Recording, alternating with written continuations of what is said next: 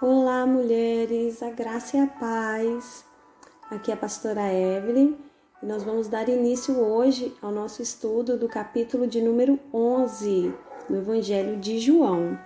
Vamos lá? Vamos orar antes de começar? Você pode fechar os teus olhos? Senhor, muito obrigada. Quero apresentar a vida dessa mulher agora em tuas mãos, que a atenção dela possa estar voltada única e exclusivamente para a tua palavra. Que toda distração seja agora repreendida pelo teu Espírito, que nada possa tirar a atenção, o foco da tua filha, Senhor. Que ela possa absorver, aprender e que muito mais, além do que eu for falar aqui, possa ser revelado ao coração dela. Que o Senhor nos surpreenda, Senhor, nesse estudo. Nós estamos com o nosso coração grato em poder conhecer mais a tua palavra. Esteja conosco, Espírito Santo. É o que eu te peço, em nome de Jesus. Amém? Bom, o capítulo de número 11, eu sou um pouco suspeita porque eu sou apaixonada pela história de Lázaro, de como era o relacionamento de Lázaro com Jesus, tudo que aconteceu desde o início, quando ele ficou doente, até a sua morte e ressurreição. Então é um capítulo que nos ensina muitas coisas, tem muitos detalhes ricos nesse capítulo de número 11. Vamos tentar aí falar o máximo possível. Então, lá no capítulo de número 1, no versículo, já vai dizer que ele ficou doente, né? E isso nos mostra que a doença, ela nos coloca diretamente em contato com a nossa fragilidade e com a nossa, vamos dizer assim, natureza humana, com nossa mortalidade, né? Que nós sabemos que nós não somos infinitos. Um dia nós vamos morrer. Nós vamos, se o Senhor não vier nos buscar, nós vamos ter que morrer. Nós não vamos durar para sempre, não nessa vida, mas nós vamos durar para sempre na glória com o Senhor. Aleluia, né? Então, às vezes as enfermidades elas nos colocam, né, nessa situação, nos revelam a nossa fragilidade, mas na perspectiva de Jesus, a doença ela pode ser um aspecto muito mais alto. A doença para Jesus ela pode servir para a glória do nome dele. Jesus ele olha a doença para nós, às vezes nós olhamos um diagnóstico que nós interpretamos ele como um fim, como algo que não tem mais jeito, mas Jesus ele pode olhar o mesmo diagnóstico e dizer, uau, aqui eu posso manifestar a minha glória. Isso aqui vai servir para que a minha glória seja manifestada. Glória a Jesus, amém? Lá no versículo 4, quando Jesus faz essa declaração, essa doença não acabará em morte, mas é para a glória de Deus. Então, a enfermidade entre o povo de Deus, ela nunca, querida, nunca vai resultar na morte como um estado final. A morte, por fim, ela vai ser destruída pela ressurreição para a vida, porque nós sabemos que aqueles que dormem no Senhor, aqueles que morreram salvos, ao som da última trombeta, eles ressuscitarão. Então, não importa se alguém morreu de uma enfermidade ou de um acidente, se morreu em Cristo, a morte não será o fim, porque um dia essa pessoa irá ressuscitar para a vida eterna. E a verdade é essa, que aqueles que creem em Jesus, eles nunca morrerão. Um dia todos irão ressuscitar e irão morar na eternidade com o Senhor. Aqui no versículo de número 6, onde diz que quando ele soube, né, ele ainda permaneceu 2 dias onde ele estava antes de ir. E vamos falar a verdade, é muito comum, nós temos a impressão de que Deus demora, né, para atender os nossos pedidos. E Jesus, nesse episódio especificamente, ele não se deixou levar pelo clima de urgência e pela necessidade que a situação trazia. Porque ele sabia que a demora fazia parte, né, do plano de Deus. Para quê? Para que se cumprisse as intenções de Deus. E qual era a intenção de Deus? Nós já lemos o versículo 1, versículo 2. A morte de Lázaro não foi para a morte.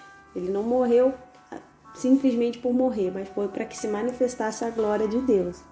Então Jesus, quando ele se demora, foi de propósito. Ele se demorou para que realmente se cumprisse a intenção de Deus, que era o quê? Glorificar o nome dele, através da ressurreição de Lázaro. Vamos fazer aqui um resuminho entre o versículo 11 e o 14. Aqui no versículo 11, Jesus vai dizer que Lázaro ele não morreu, né? Ele fala assim, Lázaro adormeceu. E aí lá no 12, os discípulos já vão dizer, não é, que se ele está dormindo, então ele vai melhorar. O que aconteceu aí nesses 2 versículos? Eles não sabendo da sua morte, os discípulos, né? Eles interpretaram essas palavras do Senhor literalmente. Eles literalmente entenderam que Jesus estava dizendo que ele estava dormindo, né? E então eles acharam que havia esperança para quê? Para que ele se recuperasse.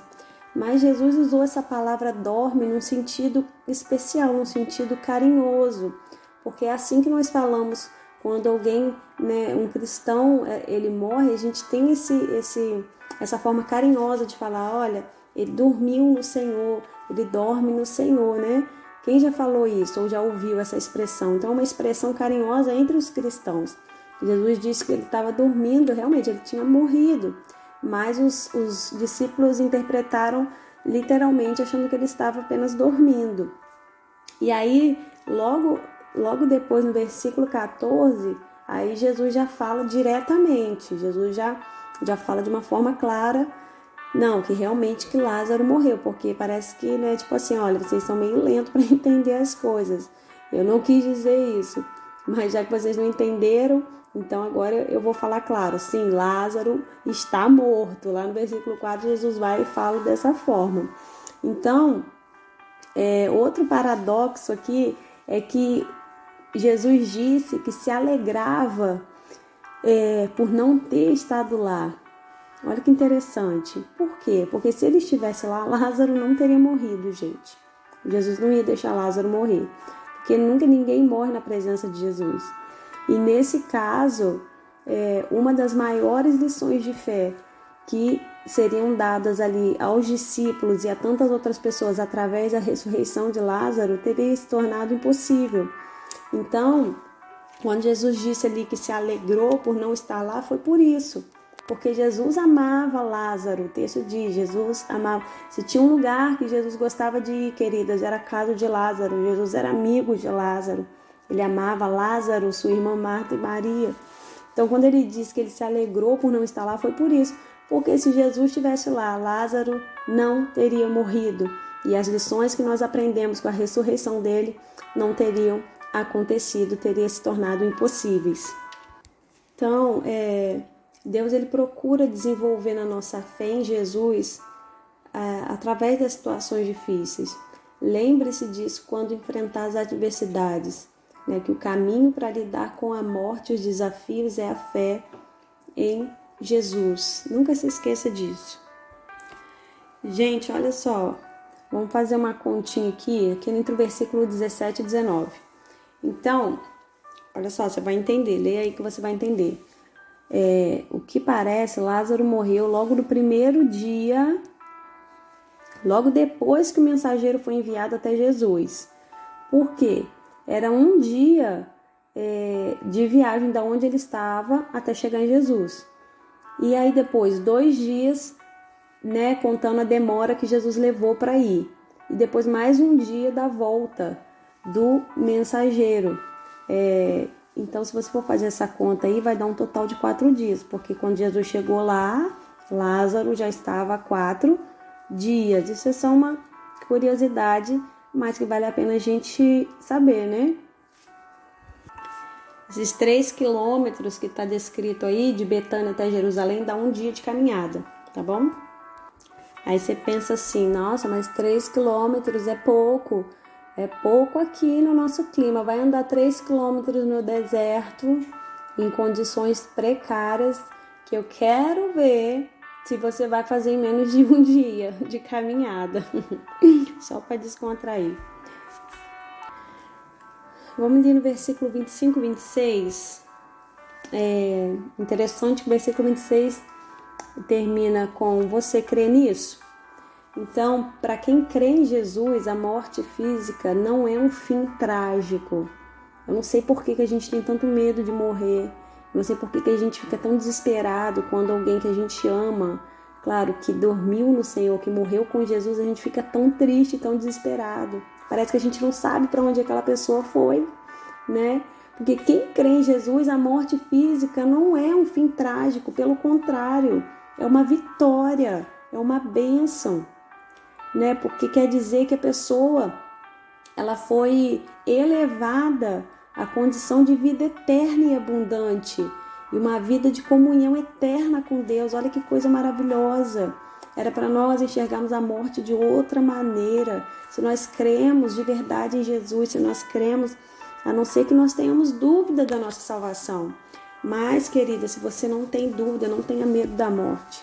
Não tenha medo, porque você será admitida a um lugar de abundância e de eterna comunhão com Deus.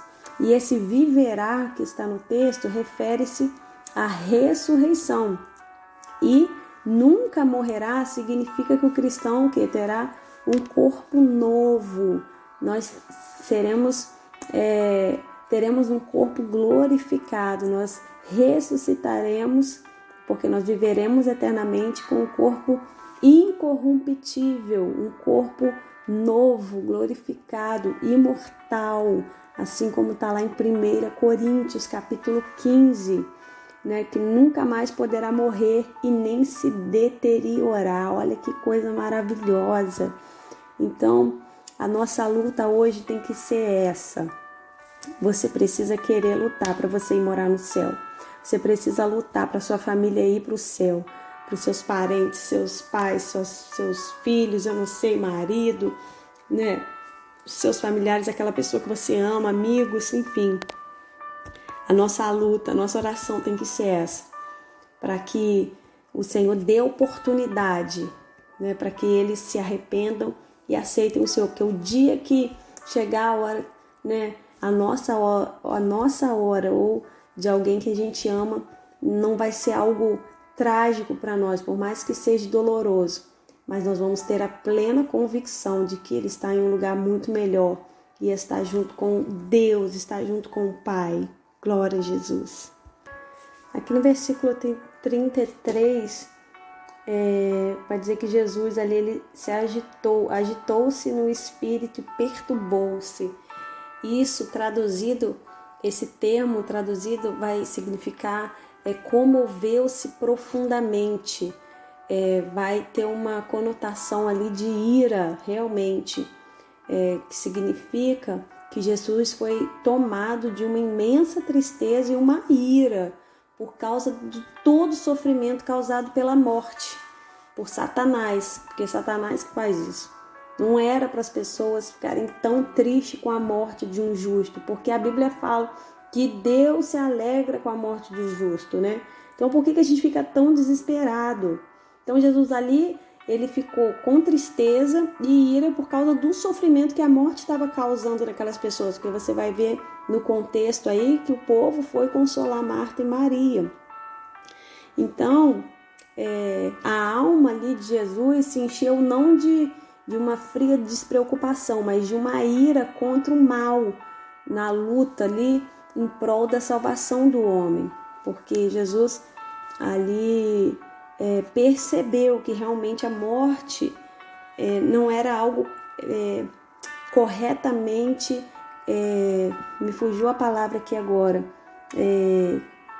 eles não compreendiam a morte da forma correta, entende? Não era para eles estarem tão desesperados como eles estavam. Por isso que ele ficou com a alma perturbada. Ele ali se agitou profundamente no seu espírito. Vamos finalizar aqui. Não, vamos falar aqui do 38 até o 44. Ali quando Jesus vai ressuscitar Lázaro. O milagre ali propriamente dito, né? Essa gruta em Betânia, ela já foi descrita por alguém que visitou atualmente como profundamente cavada na rocha. Então, o túmulo de Lázaro, ele era cavado na rocha. Pastor, meu marido, ele teve lá no túmulo de Lázaro e não é como a gente vê em filmes. Parece que é assim no alto, né? uma montanha, e aí Lázaro sai. Parece que é um lugar mais de um acesso fácil, mas não é. É um lugar extremamente apertado, tem que se abaixar. A pessoa passa abaixada com a barriga no chão, é cavada na rocha, faz um buraco, entra lá embaixo e sai lá dentro. Então é um lugar bastante complicado. E aí, quando Jesus fala tirai a pedra, o que significa?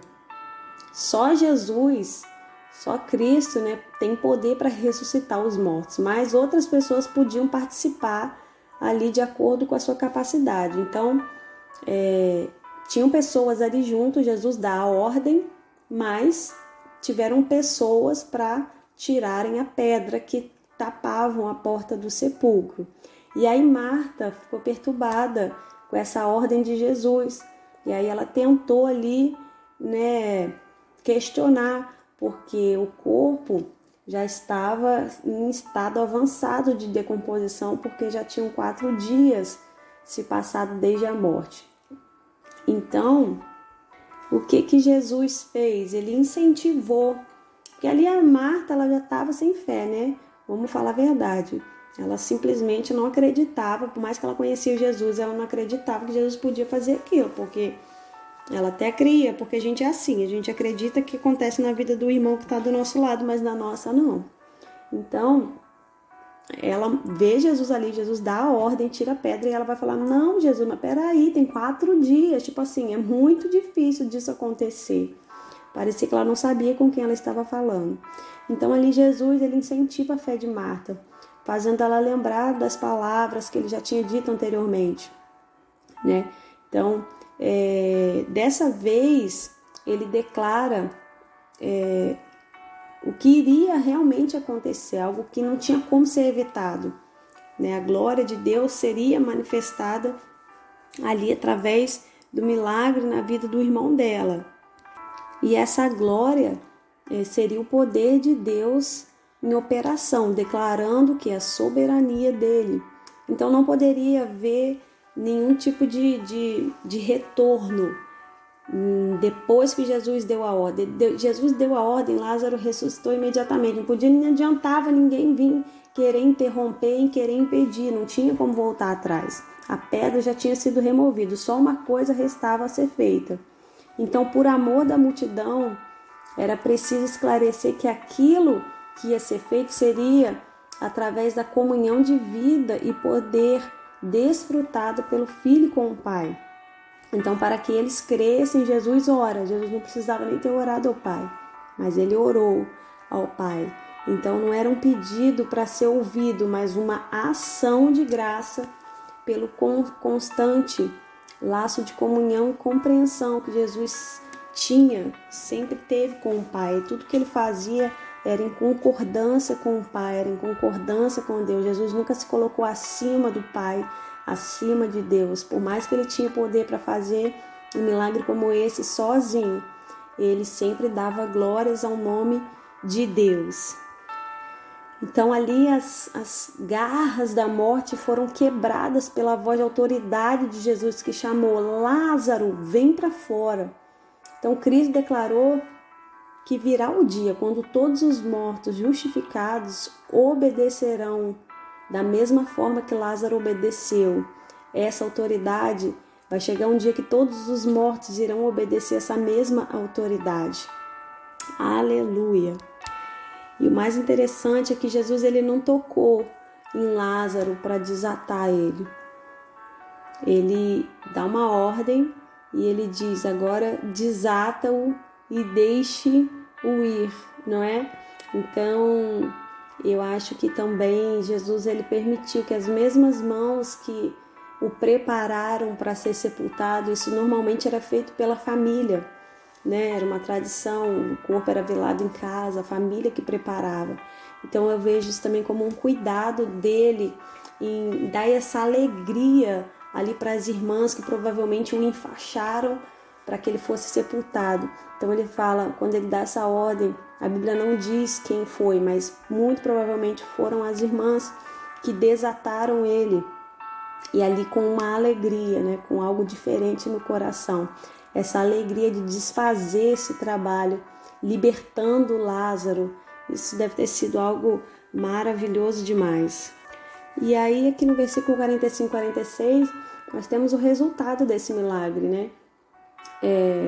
Que muitos daqueles judeus creram, mas, como sempre, outros não creram e foram o quê? Contar para os fariseus o que tinha acabado de acontecer ali. Ali, mais à frente, no versículo 53 e 54, nós vamos ver que o conselho dos sumos sacerdotes solidificou o propósito do concílio, né, de que ficou plenamente estabelecido de que Jesus tinha que morrer. Eles ficaram muito, muito revoltados, porque foi muita repercussão que gerou esse milagre que Jesus operou na vida de Lázaro, tanto que as pessoas saíam de diversos lugares para irem até Betânia para ver Jesus e também a Lázaro. Então isso foi algo que confrontou muito os fariseus. Então eles estabeleceram que realmente Jesus tinha que morrer. Então, por causa disso, Jesus achou melhor se retirar daquela região e foi para um lugar chamado Efraim. Aqui, para finalizar agora, entre os versículos 55 e 57, vai falar sobre a festa da Páscoa. Nós sabemos que todos os anos Jesus ia, então, como a Páscoa estava se aproximando, Jesus não podia se ausentar da cidade por muito tempo. Então, todos os passos que Jesus iria dar a partir daquele acontecimento depois da ressurreição de Lázaro, onde realmente fica decretado, né, que Jesus deveria morrer. Você vai ver aqui os sacerdotes, os chefes dizendo que se alguém visse Jesus era para denunciar, para que ele fosse preso. Então todos os passos que Jesus dava era em segredo, era em silêncio, ninguém sabia mais para onde ele ia, onde ele ia estar. E João, ele chama a nossa atenção para os peregrinos também que estavam começando a ir para a cidade de Jerusalém para a festa da Páscoa, porque a maioria se simpatizavam com Jesus, né, com aquilo que Jesus fazia. Isso também gerava um contraste com as autoridades que eram contra. Então eles trocavam ideia uns com os outros sobre o que Jesus teria a coragem de enfrentar, como ele tinha coragem de enfrentar, né, essa oposição do concílio indo à festa, porque eles sabiam que Jesus ia, só não sabiam por onde ele ia chegar, como que ele ia vir, mas eles sabiam que ele iria. Então eles comentavam uns com os outros como ele tinha coragem de enfrentar a oposição do concílio, porque eram homens muito poderosos. Então, se os líderes tinham alguma autoridade sobre o povo, eles com certeza tinham muitos informantes também, por isso que eles disseram lá no versículo 57, se alguém soubesse, era para denunciar. Então, como eles eram muito influentes, certamente eles tinham pessoas para informá-los, né, os olheiros, os fofoqueiros de plantão, para informar quando Jesus chegasse ali à festa da Páscoa. Amém, querida? Bom, nós já finalizamos aí então esse capítulo de número 11. Foi muito bom estudar ele com você. Essa história é maravilhosa. Aconselho você a reler quantas vezes forem necessárias. Tenho certeza que você vai ainda aprender muita coisa, algo novo. O Senhor vai revelar ao seu coração, tá bom? Que Deus te abençoe e até o próximo capítulo.